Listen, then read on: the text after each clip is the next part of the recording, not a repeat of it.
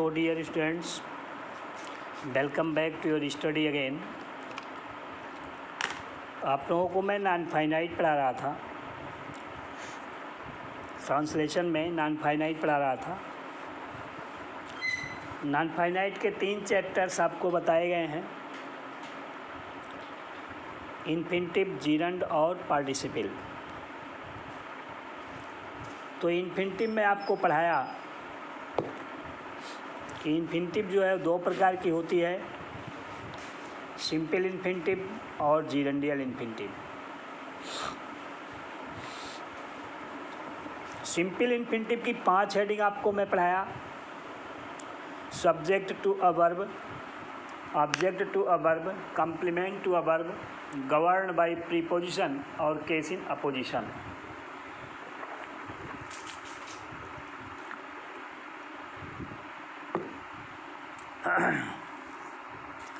पांचों हेडिंग पढ़ाने के बाद मैं आप लोगों को जीरंडियल इन्फिनिटिव पढ़ाया। सिंपल इन्फिनिटिव में क्या होता था कि ना लगी हुई क्रियाएं जो संज्ञा का काम करती थी वह सिंपल इन्फिनिटिव होती थी। जीरंडियल इन्फिनिटिव में क्या बताया गया है कि ना लगी हुई क्रियाएं जो वाक्यों में विशेषण या क्रिया विशेषण का काम करें उन्हें जीरंडियल इन्फिनिटिव कहा जाता है। अब जीरंडियल इन्फिनिटिव की आपको मैं 3 टॉपिक पढ़ाया। As an adverb, showing purpose, as an adjective, modifying a noun और as an adverb modifying an adjective. ये 3 हेडिंग मैं आपको पढ़ाया हूँ। एक टॉपिक नहीं पढ़ाया जिसमें वो ना लगी हुई क्रिया जो है वो पूरे वाक्य को मॉडिफाई करती है, उसको मैंने छोड़ दिया। अब आज मैं आपको जीरंड पढ़ा रहा हूँ। ये देखिए है जीरंड। जीरंड भी ना लगी हुई क्रिया ही होती है और संज्ञाओं की तरह से ही काम करती है। जैसे हमने देखो लिखा है, हिंदी वाक्यों में पाई जाने वाली ऐसी ना लगी हुई क्रिया को हम जीरंड कहते हैं जो वाक्यों में संज्ञा की तरह से काम करती है। ऐसी ना लगी हुई क्रिया को जीरंड कहा जाता है जो वाक्यों में संज्ञा की तरह से काम करती है। तो आप सिंपल इन्फिनिटिव को भी ऐसे ही बिल्कुल सेम यही परिभाषा, यही बात पढ़े हैं कि ना लगी हुई ऐसी क्रियाओं को हम सिंपल इन्फिनिटिव कहते हैं जो वाक्यों में संज्ञा की तरह से काम करती हैं। और जीरंड भी वही है कि ना लगी हुई ऐसी क्रियाएं जीरंड कहलाती हैं जो वाक्यों में संज्ञा की तरह से काम करें। कहने का मतलब सिंपल इन्फिनिटिव और जीरंड ये दोनों एक ही चीज़ है। अब ये देखो, ना लगी हुई क्रियाओं को जीरंड बनाने के लिए इनकी पहली अवस्था में आईएनजी जोड़ा जाता है।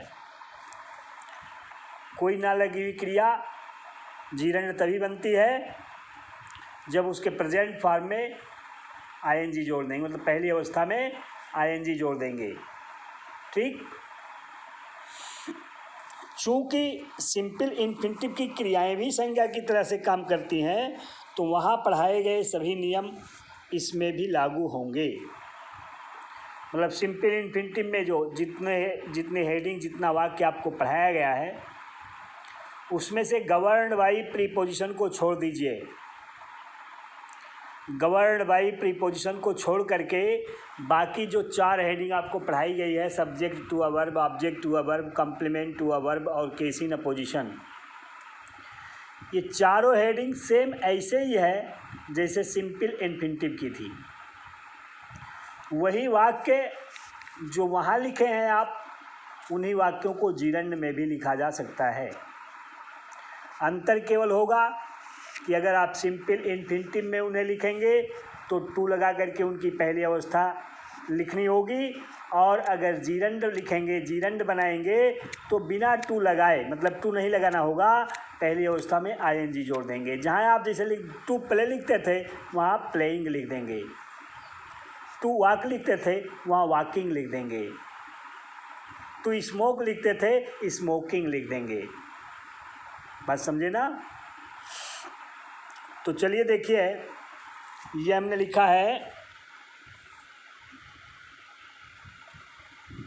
कि चूँकि सिंपल इन्फिनिटिव की क्रियाएं भी संज्ञा की तरह से काम करती हैं, तो वहाँ पढ़ाए गए सभी नियम इसमें भी लागू होंगे। केवल जहाँ सिंपल इन्फिनिटिव में टू लगाकर क्रिया की पहली अवस्था लिखते थे, वहीं जीरंड बनाने के लिए क्रिया की पहली अवस्था में आईएनजी जोड़ना पड़ेगा, और टू बिना टू लगाए, मतलब टू नहीं लगाना है, पहली अवस्था में आईएनजी जोड़ देना है। ठीक, तो पांचों हेडिंग आप लोग पढ़े हो। पांचों में केवल गवर्न बाय प्रीपोजिशन में अंतर है, बाकी सभी हेडिंग वही है, सभी वाक्य वही रहेंगे, केवल टू लगा करके उनकी पहली अवस्था जहाँ आप लिखते थे सिंपल इन्फिनिटिव में, वहाँ अब अगर जीरंड बनाएंगे तो बिना टू लगाए पहली अवस्था में आईएनजी जोड़ देंगे, बस इतना ही होगा। तो हमने क्या किया है, हम फिर से वो चारों हेडिंग नहीं लिखे हैं। हम देखो, सब्जेक्ट टू अ वर्ब की दो वाक्य, ऑब्जेक्ट टू ए वर्ब का 2 वाक्य, कंप्लीमेंट टू अ वर्ब का 2 वाक्य, और फिर केस इन अपोजिशन का 2 वाक्य। 2 वाक्य चारों का मैं बता दिया हूँ। तब बचा क्या, गवर्न बाई प्रीपोजिशन। तो गवर्न बाई प्रीपोजिशन को मैं हेडिंग डाल करके पूरा देखो इतने में बताया हूँ, लिखा हूँ, फिर उसका उदाहरण लिखा हूँ, यह भी आपको समझाया जाता है। पहले चलिए सब्जेक्ट टू अ वर्ब देखा जाए। सब्जेक्ट टू अ वर्ब में क्या होता है, ना लगी हुई क्रिया वाक्य का सब्जेक्ट बनती है, ठीक ना। जैसे देखो, दौड़ना एक प्रकार का व्यायाम है, दौड़ना एक प्रकार का व्यायाम है। किसके बारे में बताया जा रहा है, तो दौड़ना के बारे में बताया जा रहा है, ठीक। और दौड़ना इस वाक्य में सब्जेक्ट हो गया। इसका ट्रांसलेशन करना है तो आप अगर इन्फिनिटिव बनाएं, ये इन्फिनिटिव भी है, जीरंड भी है। अगर इन्फिनिटिव बनाएंगे तो टू रन लिख देंगे, टू रन। और अगर जीरंड बनाते हैं तो टू ना लगाइए, पहले अवस्था में आईएनजी लगा दीजिए, अर्थात रनिंग हो गया। देखो हमने लिखा है, रनिंग दौड़ना is a kind of exercise. Running is a kind of exercise. दौड़ना एक प्रकार का व्यायाम है। अगर इसी को आप इन्फिनिटिव बनाना चाहते हैं तो जहाँ रनिंग लिखे हो वहाँ टू रन लिख दीजिए, बस इन्फिनिटिव बन जाएगा। ऐसे तो करते थे। तारों को गिनना बिल्कुल असंभव था। किसके बारे में बताया जा रहा है, गिनना के बारे में बताया जा रहा है, ठीक है। तो गिनना को सब्जेक्ट बना दीजिए। अगर इन्फिनिटिव बनाना है तो टू लगा करके काउंट लिख देंगे, गिनना की अंग्रेजी टू काउंट। और अगर जीरंड बनाना है तो काउंटिंग लिख देंगे, टू नहीं लगाएंगे, लिख देंगे काउंटिंग द स्टार्स। देखो हमने लिखा है काउंटिंग द स्टार्स, तारों को गिनना वाज क्वाइट इम्पॉसिबल, बिल्कुल असंभव था। तारों को गिनना बिल्कुल असंभव था, मतलब counting the stars was quite impossible. यहाँ ये वाज लगेगा, स्टार्स के अनुसार नहीं आप लगा दीजिएगा कि बहुवचन बना दीजिए, वर लगा दीजिए। चूँकि काउंटिंग द स्टार्स ये पूरा सब्जेक्ट, तारों को गिनना सब्जेक्ट है, एक ही क्रिया तो है, इसलिए आपको वाज लगाना पड़ेगा। हम सब इस पार्क में खेलना पसंद करेंगे, ऑब्जेक्ट टू ए वर्ब है। पसंद करेंगे तो क्या पसंद करेंगे, खेलना पसंद करेंगे, ठीक। इसका नियम क्या है कि ना लगी हुई क्रिया को इसके कर्म आदि सहित वाक्य से बाहर निकालते हैं, बचे हुए भाग का अनुवाद करके फिर वहाँ बताया गया था टू लगा करके ना लगी हुई क्रिया की पहली अवस्था उसका कर्माद लिख देते हैं। तो यहाँ बिना टू लगाए पहली अवस्था में आईएनजी उसका कर्माद लिख देना, बस लिखना होगा हम सब पसंद करेंगे, हम सब पसंद करेंगे। फ्यूचर इंडेफिनिट टेंस का अफर्मेटिव सेंटेंस बना तो हो गया we shall like, we shall like. अब पसंद करें, क्या पसंद करेंगे? इस पार्क में खेलना। ना लगी क्रिया ऑब्जेक्ट बन रही है तो इसको आप ऑब्जेक्ट बना लीजिए। प्लेइंग, जीरंड बनाना है तो प्लेइंग लिखेंगे, अगर इन्फिनिटिव बनाना है तो टू प्ले लिखेंगे। ठीक, we shall like playing in this park. अगला है वह भोजन पकाना सीख चुकी है। सीख चुकी है तो क्या सीख चुकी है? कह रहे हो सीख चुकी है तो क्या सीख चुकी है? पता लगा भोजन पकाना सीख चुकी है। ठीक, यहाँ भोजन पकाना ये ऑब्जेक्ट बन रहा है, सीखने का ऑब्जेक्ट बन रहा है भोजन पकाना। तो आप पहले लिखेंगे वह सीख चुकी है, प्रेजेंट परफेक्ट टेंस का अफर्मेटिव सेंटेंस है। आप लिखेंगे she has learned, she has learned. अब उसके बाद ना लगी क्रिया पहले उस समय ING लगाओ। पकाना तो कुक, कुकिंग हो गया। Food, she has learned cooking food. अगर आपको इन्फिनिटिव बनाना है तो लिख देंगे she has learned to cook food. Simple infinitive और जीरंड सेम एक जैसे ही होता है। सिंपल इन्फिनिटिव बनाना होता है टू लगा करके ना लगी क्रिया पहली अवस्था लिखते हैं। जीरंड बनाना होता है तो बिना टू लगाए पहली अवस्था में ING लगा देते हैं उसी स्थान पर। जिस तरह से सिंपल इन्फिनिटिव काम करती है संज्ञा के रूप में, वैसे ही संज्ञा के रूप में जीरंड भी काम करता है। अगला देखो, कॉम्प्लीमेंट टू अ वर्ब, डांटना ही गाली देना है। यहाँ दो ना लगी हुई क्रियाएँ हैं, एक डांटना और एक गाली देना। अगर ये गाली देना शब्द निकाल दो तो क्या वाक्य का अर्थ पूरा होगा? बचेगा डांटना ही है, कोई मतलब रहेगा उसका? नहीं रहेगा ना। तो फिर उसका अर्थ पूरा करने के लिए वहाँ ना लगी हुई क्रिया जोड़ दी गई। ठीक, गाली देना, तो उसको कॉम्प्लीमेंट बना लीजिए गाली देना को। अब चाहे आप टू लगा करके पहली अवस्था लिखिए कॉम्प्लीमेंट की जगह पर, और चाहे पहली अवस्था में ING लगा कर जोड़ दीजिए। जैसे देखो, यह है डांटना ही गाली देना है, तो हम दोनों को जीरंड बना देते हैं। स्कोल्डिंग, चाहे आप लिखो तो टू स्कोल्ड लिख दो, और चाहे लिखो स्कोल्डिंग इज अब्यूजिंग। डांटना ही गाली देना है, स्कोल्डिंग इज अब्यूजिंग। अगला है पढ़ाना ही अध्ययन करना था।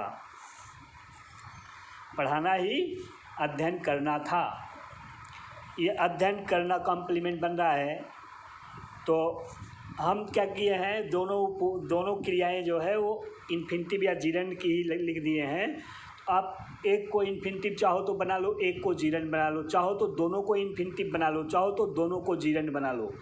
कोई बाध्यता नहीं है। अनुवाद करने के लिए जब आएगा तो ये नहीं कहा जाएगा कि आप जीरंड का प्रयोग करें कि इन्फिनिटिव का प्रयोग करें। जो आपके समझ में आएगा, जो अच्छा लगेगा उस समय आप उसी को आप सेट करिएगा। जैसे ये है कि डांटना ही गाली देना है तो आपने लिख दिया स्कोल्डिंग इज अब्यूजिंग। पढ़ाना ही अध्ययन करना है तो टीचिंग इज स्टडिंग। समय गंवाना ही अपना भविष्य बर्बाद करना है, खराब करना है, तो आप लिखेंगे wasting time is aggravating our future. Wasting time is, aggravate means खराब करना, बर्बाद करना, एग्रावेटिंग आवर फ्यूचर।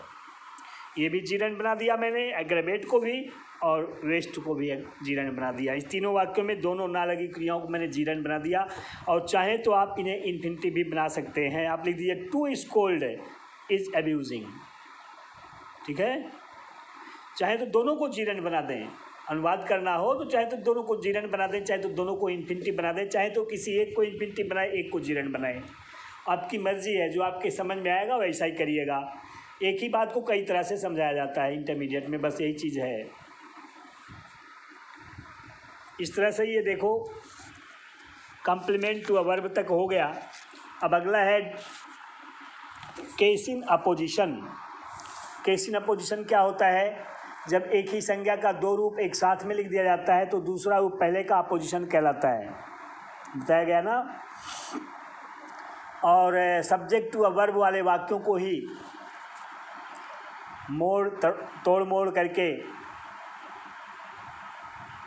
कम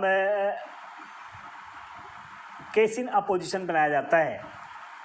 हाँ, केस इन अपोजिशन बनाने के लिए करते क्या है कि पहले ना लगी हुई क्रिया को वाक्य से बाहर निकाल देते हैं, बचे हुए भाग में सब्जेक्ट को इट बना कर, सब्जेक्ट जो है सब्जेक्ट के रूप में इट का उपयोग करते हुए पूरे वाक्य को ऐसा लिखते हैं कि वह संज्ञा, वह शब्द वाक्य के अंत में चला जाए जिसकी विशेषता हो, ना लगी हुई क्रिया बता रही हो। ठीक है, जिसके बारे में, जिसका वो दूसरा रूप हो, फिर उसी के बगल में कॉमा लगा करके उस ना लगी हुई क्रिया को लिख देते हैं।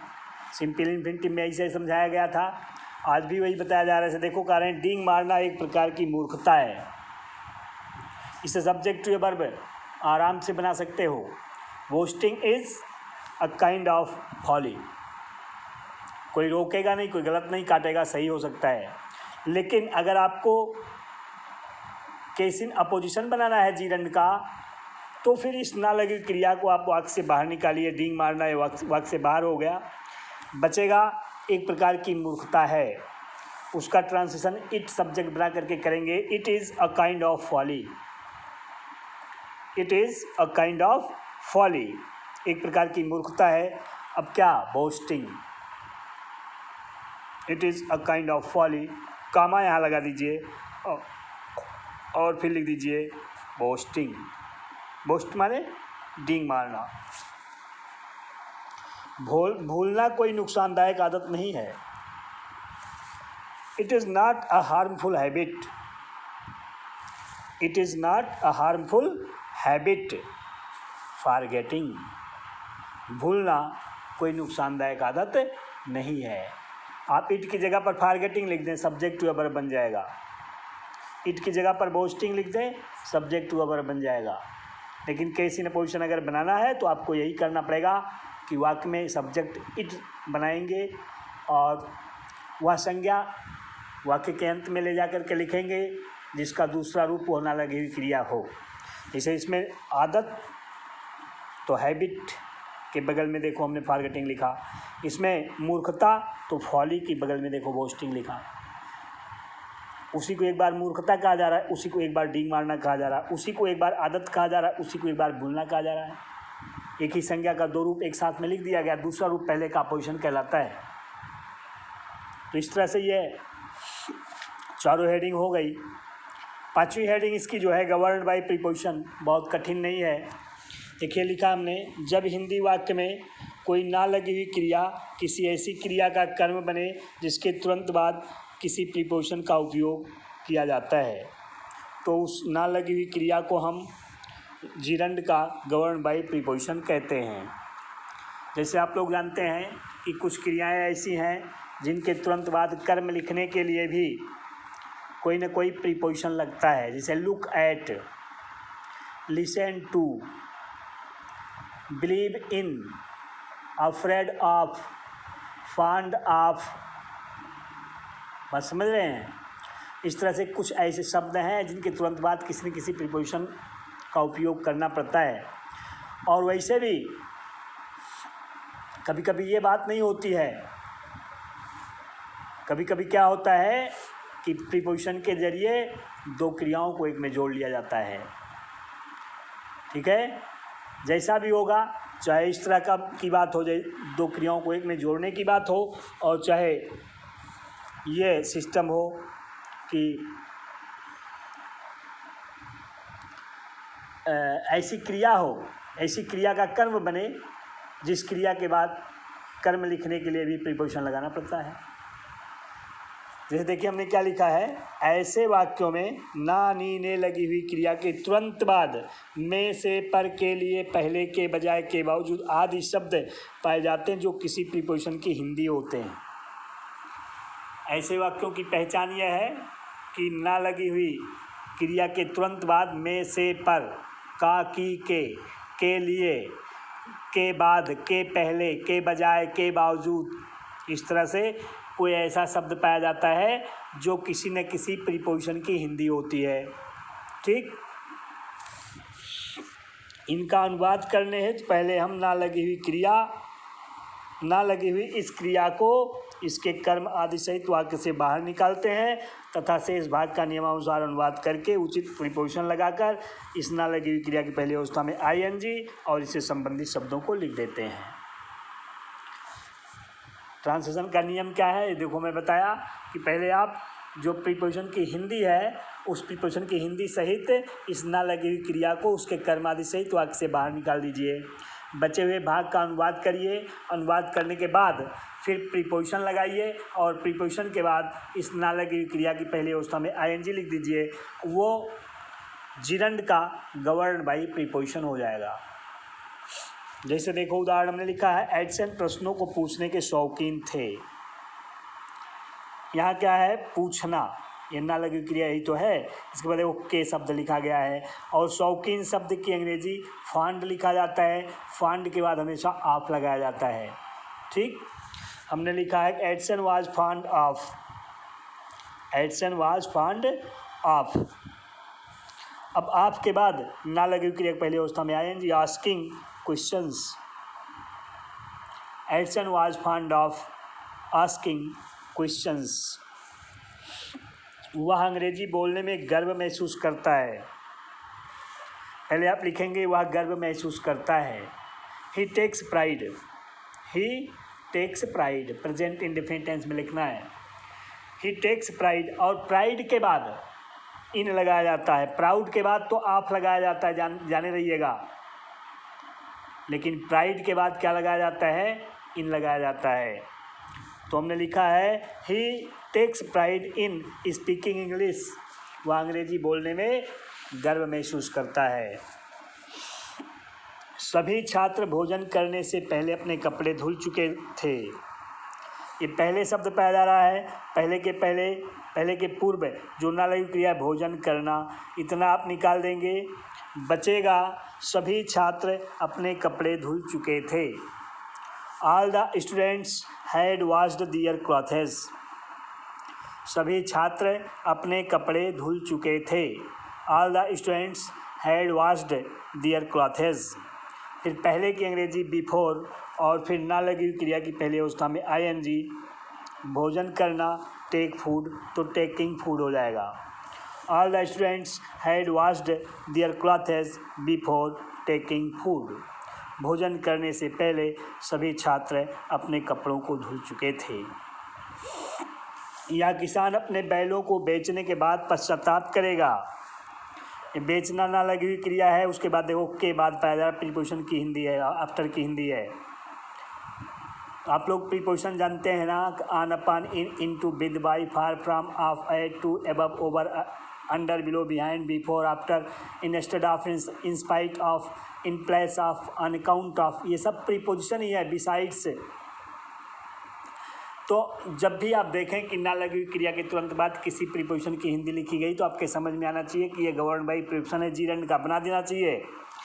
अब आप लिखेंगे कि किसान पश्चाताप करेगा। लिखेंगे किसान पश्चाताप करेगा। इसका अनुवाद हो जाएगा द फार्मर विल रिपेंड।